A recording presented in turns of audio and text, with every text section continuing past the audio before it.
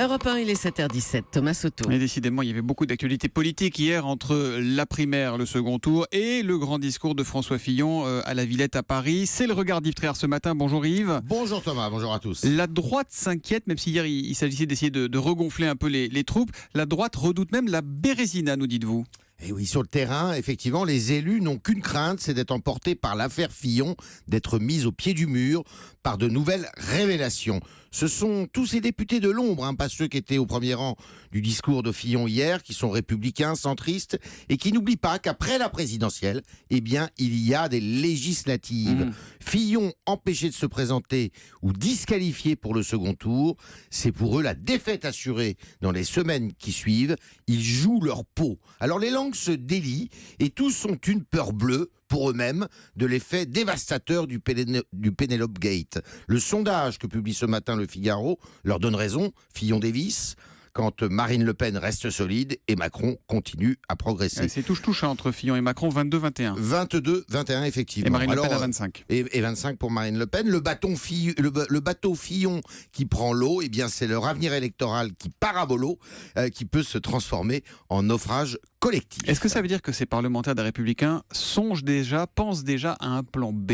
Ils sont un peu perdus, et il n'y en a pas de plan B. Et c'est pour ça qu'ils n'ont pas intérêt d'ailleurs à la chute de Fillon. Mais ce qui est sûr, c'est que beaucoup d'entre eux rasent les murs dans leur commune ou circonscription. Certains ont même renoncé à diffuser hier, sur grand écran dans leurs locaux, le discours de Fillon.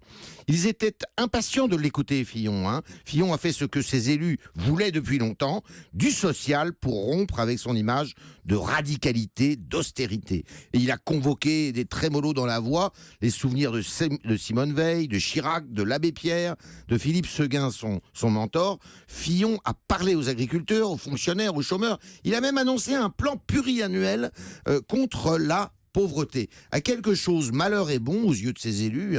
La nécessité de faire taire le scandale oblige Fillon à mouiller la chemise et à rendre son propos plus humain. Mais selon vous, Yves, ce virage social, en tout cas ce qui y ressemble, peut-il suffire à redorer le blason de François Fillon ?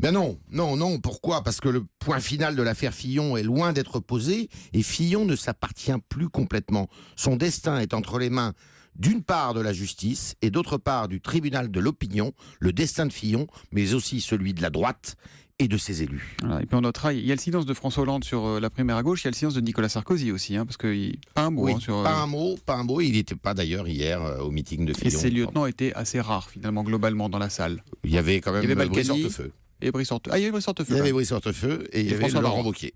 Et Laurent Wauquiez. Merci beaucoup Yves Tréhard. Merci.